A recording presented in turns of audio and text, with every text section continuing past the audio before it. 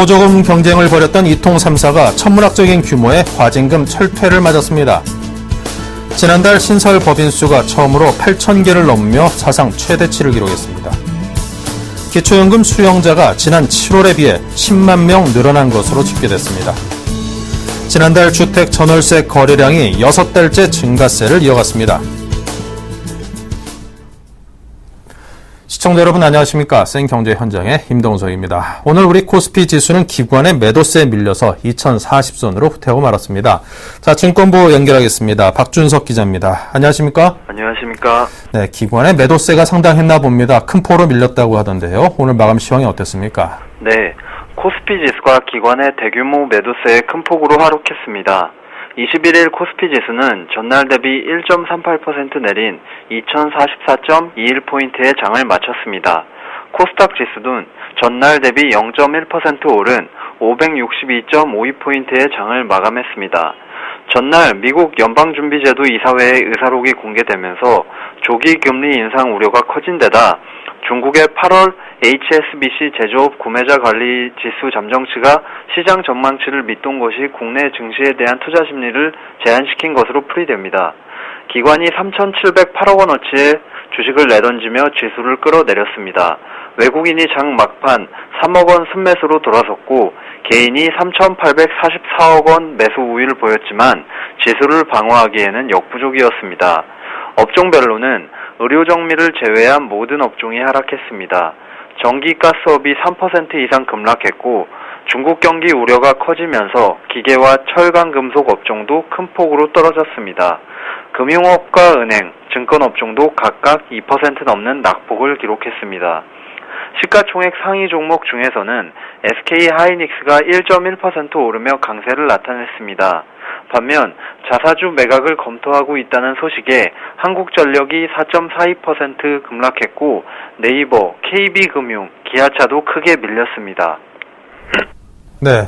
자, 그리고 삼성전자 주가도 밀려서 지난 1년간 가장 낮은 수준으로 떨어졌다면서요? 네. 삼성전자 주가가 최근 1년간 가장 낮은 수준으로 떨어졌습니다. 최근 실적 감소와 성장 정체로 주가가 비틀거리다가 이날 G2발 악재의 직격탄을 맞으며 52주 신저가로 밀려난 것입니다. 삼성전자는 21일 유가증권 시장에서 전날보다 2.06% 내린 123만 5천 원의 거래를 마쳐 종가 기준 52주 신저가를 기록했습니다. 3분기 실적에 대한 우려감이 주가 급락을 부채질했다는 분석입니다. 조우영 KDB 대우증권 연구원은 3분기에는 삼성전자가 스마트폰을 통신사 등 유통 채널에 많이 밀어주는 방식으로 판매량을 늘릴 것이라는 기대감이 존재했다면서 하지만 스마트폰 수요 둔화로 유통 재고를 보수적으로 운영할 가능성이 높아 실적이 개선될 가능성은 높지 않다고 진단했습니다. 미국의 조기 금리 인상 및 중국 경기 지표 부진 등 G2발 악재도 삼성전자 주가에 악영향을 미쳤습니다. 한 증권사 연구원은 코스피 지수가 급락하면서 시장 전반적으로 대형주의 주가가 좋지 않았다며 코스피 200 내 삼성전자 비중이 20%를 넘어가는 만큼 지수가 하락하면 삼성전자 주가는 빠질 가능성이 높다고 설명했습니다. 전문가들은 삼성전자 주가가 박스권에 갇힐 가능성이 높다고 내다봤습니다. 김영찬 신한금융투자연구원은 삼성전자의 성장 기대감이 사라져 하반기에도 주가가 힘을 쓰지 못할 것이라며 연간 영업이익을 30조 원으로 가정할 경우 주가 수익 비율이 현재 8배에도 못 미치고 있지만 성장에 대한 청사진이 없어 저가 매력도 낮다고 말했습니다. 다만 현재 주가가 바닥이라는 의견이 많은 상황입니다. 배당 등 실적 외적인 요소들이 있기 때문에 추가로 하락할 가능성은 낮다는 것입니다. 조우영 연구원은 삼성전자가 보유하고 있는 현금, 배당 기대감 등이 있어 주가가 더 하락하지는 않을 것이라며 올해는 상단과 하단이 뚜렷한 박스권 흐름을 이어갈 전망이라고 말했습니다. 네, 지금까지 증권부의 박준석 기자와 함께했습니다. 감사합니다. 감사합니다.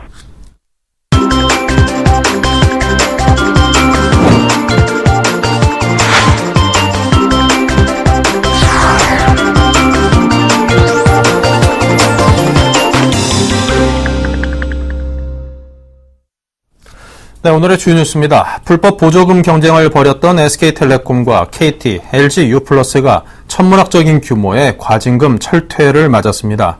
방송통신위원회는 오늘 전체 회의를 열고 각각 45일씩의 영업정지가 끝나자마자 다시 불법 보조금 경쟁을 벌인 이통 3사에 대해 모두 584억여 원의 과징금을 부과하기로 의결했습니다. 과징금 액수는 SK 371억 원, LG 105억 5천만 원, KT가 107억 6천만 원입니다. 그러나 방통위는 영업정지 처분은 하지 않기로 했습니다. 방통위 조사 결과 지난 5월 26일부터 6월 13일까지 법적 기준을 초과해 지급한 비율은 평균 73.2%로 위반 평균 보조금은 61만 6천 원으로 나타났습니다. 지난달 신설 법인 수가 처음으로 8,000개를 넘으며 사상 최대 수준을 기록했습니다. 한국은행이 오늘 발표한 7월 어음 부도율 동향에 따르면 7월 신설 법인 수는 8,129개로 전월 7,133개보다 996개 증가했습니다. 신설 법인 수가 8,000개를 넘은 것은 한은이 관련 통계를 집계하기 시작한 지난 1998년 이후 최고치입니다. 한국은행 관계자는 베이비붐 세대의 창업과 정부의 창업 지원 강화 등이 맞물리며 신설 법인이 늘었다고 설명했습니다. 다만 제조업과 건설업 등이 부진을 겪으면서 지난달 부도를 낸 법인은 모두 83개로 전달보다 16개 증가했습니다. 오는 25일 두 번째 지급되는 기초연금 수령자가 7월에 비해 10만 명 늘어난 것으로 집계됐습니다. 보건복지부는 만 65세 이상 노인 420만 4천 명에게 기초연금이 지급될 예정이라고 밝혔습니다. 보건복지부는 7월 말 기준 기초연금 신규 신청자 수는 약 39만 명으로 공적 자료와 금융재산 자료 등을 바탕으로 이 중 26만 6천 명을 우선 심사한 결과 15만 1천 명은 소득과 재산 등 기준이 맞지 않아 탈락했고 11만 5천 명은 오는 25일 첫 기초연금을 받는다고 밝혔습니다. 이달 기초연금 수급자 가운데 기초연금 최대액을 받는 사람은 모두 388만 명으로 92.4%를 차지하고 이 중 배우자 없이 혼자서 월 20만 원을 받는 사람은 238만 명, 부부 2인 수급 가구로서 합계 최대 금액인 32만 원을 받는 사람은 150만 명입니다. 지난달 주택 전월세 거래량이 작년 같은 달보다 22.5% 증가하며 6달째 증가세를 이어갔습니다. 국토교통부는 지난달 전월세 거래량이 13만 2,095건으로 지난해 같은 기간보다 22.5%, 전달보다 17.7% 증가했다고 밝혔습니다. 국토부는 수도권을 중심으로 신규 입주 물량이 늘고 월세 소득공제 확대 조치에 따른 단독 다가구 주택의 확정일자 신청 증가 등이 주 요인이라고 설명했습니다. 확정일자는 전월세 보증금을 돌려받는 날짜를 보장받기 위해 계약이 종료되는 공식적인 시점입니다. 지역별로는 수도권에서 9만 2,500건이 거래돼 지난해 같은 달보다 28.6% 늘었고 지방은 3만 9,500건으로 10.2% 증가했습니다. 서울은 4만 7,630건으로 전보다 38.7% 늘었습니다. 수도권 지역 대학의 개학을 앞두고 있는 25일부터 내달 1일까지 광역버스 200여 대가 추가로 투입됩니다. 또 한시적으로 탄력적인 입석 운영을 가능하도록 하고 출퇴근 시간 수도권 전철도 추가 운행할 예정입니다. 국토교통부는 오는 25일 35개 노선 89대를 시작으로 9월 1일까지 총 66개 노선 203대를 늘려 운행한다고 오늘 밝혔습니다. 이는 지난 7월 광역버스 좌석제 대책 시행 이후 입석이 감소해 왔지만 대학 개학 등을 앞두고 출퇴근 시간대 이동 수요가 약 5천 명가량 증가할 것으로 예상되는 데 따른 조치입니다. 국토부 관계자는 광역버스의 공급력이 충분히 확보되고 환승 시스템이 갖춰질 때까지 당분간 입석을 탄력적으로 운영할 방침이라고 말했습니다. 최근 들어 경제 살리기가 박근혜 정부의 최대 화두입니다. 재계 3위인 SK그룹의 경우 최태원 회장의 부재로 경영 상황이 별로 좋지 않다고 하는군요. 자, 오늘 이 소식 산업부 김영필 기자와 함께하겠습니다. 안녕하십니까? 네, 안녕하세요. 네, 이 최태원 회장이 수감된 지가 다음 달이면 벌써 600일이 된다고요? 예, 그렇습니다. 지난해 1월 법정 구속된 최태원 SK그룹 회장이 다음 달 23일이면 수감 600일을 맞습니다. 최 회장이 없는 상황에서 그룹 내 사실상의 지주회사 역할을 하는 SK CNC의 기업 가치가 크게 증가했고 SK 하이닉스가 반도체 호황에 힘입어 버티고는 있지만 SK 이노베이션을 중심으로 한 에너지 계열사 상당수가 고전을 면치 못하고 있습니다. 특히 그룹의 새로운 성장 동력을 마련하기 위한 신사업 발굴이 제대로 이루어지지 않고 사업 재편도 지지부진한데요. 이로 인해 SK 내부에서조차 짧게는 2, 3년, 길게는 10년 뒤 먹을거리가 마땅치 않다는 위기감이 팽배합니다. 네, 600일이면 적지 않은 시간인데 그렇다면 현재 SK그룹의 경영 상황은 어떻던가요? 예, 모든 부분이 안 되는 것은 아닙니다. 현재 SK그룹에서 가장 잘 나가는 계열사는 SKCNC와 SK하이닉스입니다. 이 중 SK하이닉스는 그룹의 캐시카우 역할을 하고 있는데요. 그룹 내에서조차 하이닉스를 인수하지 않았다면 큰일 날 뻔했다는 얘기가 나올 정도입니다. 올 상반기 영업이익만 2조 1천억 원으로 지난해 전체의 3조 3천억 원과 비교하면 눈부신 실적입니다. 특히 SKCNC의 실적은 눈여겨볼 만한데요. 그룹 지배구조의 정점에 있는 SKCNC는 지난 4월 중고차 온라인 사업부문 지분 49%를 호주 업체에 팔아서 1,100억 원을 확보한 데 이어 최근에는 메모리 반도체 모듈로 사업 영역을 넓혔습니다. 이 같은 호재에 힘입어 SKCNC의 주가는 주당 20만 원을 넘어서 신고가를 경신하고 있는데요. 지난 6, 7월만 해도 SKCNC와 주식회사 SK의 시가총액이 비슷했지만 지금은 3조 원 이상 차이가 납니다. SKCNC의 일대 주주는 최태원 회장으로 지배구조 안정화 차원에서 중장기적으로 SKCNC와 SK를 합병하는 시나리오가 유력한데요. 최 회장의 부재 중에 향후 지배구조를 재편하기 위한 작업만큼은 순조롭게 이루어지고 있는 셈입니다. 네, 하지만 이들 회사를 뺀 나머지 회사들은 사정이 매우 어렵죠. 예, SK 종합화학이 지난 5월 사우디아라비아의 국영 석유회사인 사빅과 손잡고 고성능 폴리에틸렌인 넥슬렌을 생산하는 공장을 세우기로 했지만 이는 앞서 최 회장의 기간을 다져놓은 사업입니다. 재계 관계자들은 최근 SK그룹에서는 최 회장이 다져놓은 전자나 합작 사업 외에 뚜렷한 성과를 보이는 사업이 없다고 지적하고 있는데요. 실제 그룹의 주요 축인 에너지 계열사는 고전하고 있습니다. SK이노베이션은 상반기에 1,700억 원의 영업이익을 내는 데 그쳤는데요. 매출이 33조 원에 달한다는 점을 감안하면 초라한 실적입니다. 상황이 이렇다 보니 에너지 계열사들은 차세대 기술에 대규모 투자를 하지 못하고 있는데요. 저급 석탄을 재료로 합성 석유와 화학 제품을 만들어내는 그린콜과 이산화탄소를 활용해 플라스틱 재료를 만들어내는 그린폴의 경우 이미 기술 개발은 끝냈지만 상용화가 늦어지고 있습니다. SK는 전기차 배터리 부분도 LG화학 같은 경쟁사에 비해서 경쟁력이 뒤처지는데요. 대형 인수합병도 이를 최종적으로 조율할 오너가 없는 탓에 사실상 손을 놓고 있는 처지입니다.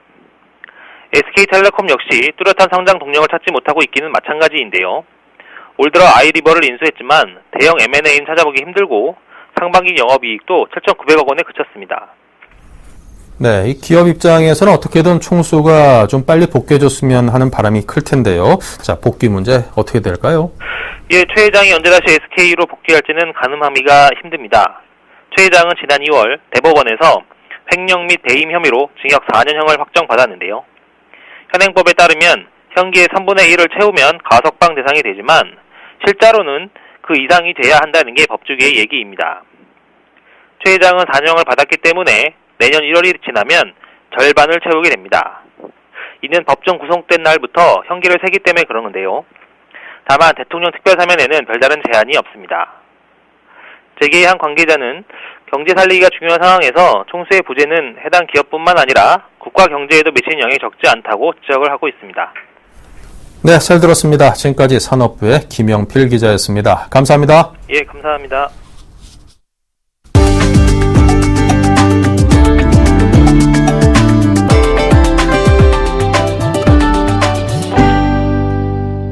삼성전자TV가 올해 상반기에도 사상 최대 실적을 내며 평판TV 시장 점유율 34분기 연속 1위를 달성했다고 21일 밝혔습니다. 시장 조사기관 디스플레이서치에 따르면 삼성전자는 올 2분기 전 세계 평판TV 시장에서 매출 기준 31.8%의 점유율을 차지하며 역대 상반기 점유율 중 최고 기록을 달성했으며 상반기 점유율 역시 30.7%로 사상 최고 기록을 경신했습니다. 더불어 평판 TV를 비롯해 LCD, LED, UHD TV 등 TV 전 부문에서도 압도적인 점유율로 선두 자리를 차지했습니다. 이는 커브드 UHD TV와 60평 이상 초대형 TV 등 프리미엄 제품의 약진에 힘입은 것으로 $1,500 이상 프리미엄 TV는 50%가 넘는 점유율을 기록하며 삼성 TV는 프리미엄 TV라는 이미지를 공고히 하게 됐습니다. 또한 상반기 전 세계 UHD TV 매출 점유율은 36.6%를 차지하며 1위를 기록했습니다.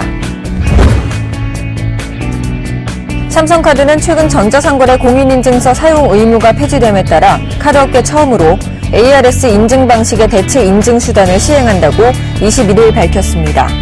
삼성카드가 오는 23일부터 새롭게 적용하는 ARS 인증 방식은 온라인, 모바일에서 30만 원 이상 카드 결제 때 공인인증서를 대체해 사용할 수 있습니다. 또 앱카드에 가입할 때 휴대전화 본인 인증과 카드 인증 외에도 신규로 ARS 인증 단계를 추가해 본인 인증과 보안성을 높였습니다. ARS 인증 화면 팝업 창에 인증 요청 버튼을 누르면 자동으로 등록된 휴대전화로 ARS 연결이 진행되며 전화 안내 음성 뒤 팝업 창에 생성된 일회용 인증 번호를 휴대전화에 입력하면 인증이 끝납니다.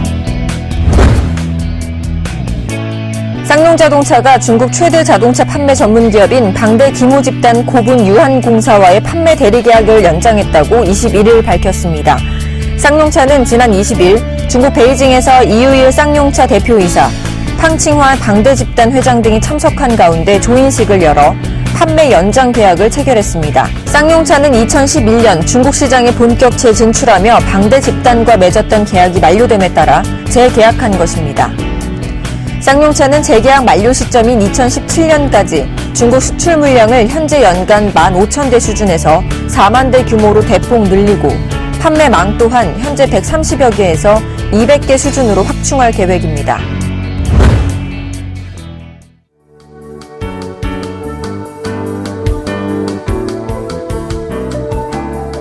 안녕하세요. K웨더 라이프스타일 예보 황지영입니다. 오늘 중부지방을 중심으로 많은 비가 쏟아지고 있습니다. 수원과 서산에는 오늘 하루 동안 100mm가 넘는 비가 내리고 있는데요. 남부지방은 대부분 그쳤지만 전북과 경북으로는 저녁부터 또다시 내리는 곳이 있겠습니다. 따라서 전북과 경북 오늘 자정까지 약하게 산발적으로 더 내리겠고요. 서울을 포함한 중북부 지방은 30에서 60, 많은 곳은 100mm 이상의 많은 비가 더 내리겠고 충청도는 20에서 40mm의 비가 더 예상되고 있습니다. 내일 출근길은 우산 챙기지 않으셔도 되겠는데요. 대부분 새벽에 다 그치겠습니다. 서울, 경기와 충청도 내일 이른 새벽인 3시쯤 다 그치겠고요. 강원도도 새벽 6시면은 다 그치겠습니다. 다만 강원 영동은 아침에, 울릉도 독도는 낮에 그칠 것으로 전망됩니다. 따라서 내일 오후는 구름만 많은 하늘에 모처럼 기온이 좀 오르겠는데요. 서울과 강릉 28도, 광주 29도로 오늘보다 3, 4도가량 높은 기온 예상됩니다. 예상 일기도 보시면 기구름은 점차 북동진하면서 영향권에서 벗어나겠고요. 내일 오후부터는 서해상에 위치한 고기압의 가장자리의 영향을 받겠습니다. 자세한 지역별 날씨 나절 예보로 알아보겠습니다. 내일 중부지방 새벽에 비가 그치고 나면 구름만 많은 하늘에 낮 기온 서울, 수원 28도, 춘천, 대전 29도로 오늘보다 높겠습니다. 남부지방은 오후부터는 대체로 맑은 하늘 예상되고 낮 기온 광주, 부산 29도, 전주, 대구 30도까지 오르겠습니다. 동해안 오전 중 비가 그친 후 오후부터는 구름만 많은 하늘 보이겠고요. 낮 기온 속초 27도, 강릉 28도 예상됩니다. 바다의 물결은 동해상을 중심으로 최고 3m까지 높게 일 것으로 전망됩니다. 이번 주말은 구름만 지나가겠고 기온이 다소 오를 것으로 전망됩니다. 하지만 남부지방은 일요일 밤부터는 비가 내리겠고요. 월요일 전국으로 확대된 뒤 화요일까지 이어질 것으로 전망됩니다. 기상정보였습니다. 네, 이상으로 생경제 현장을 마칩니다. 감사합니다.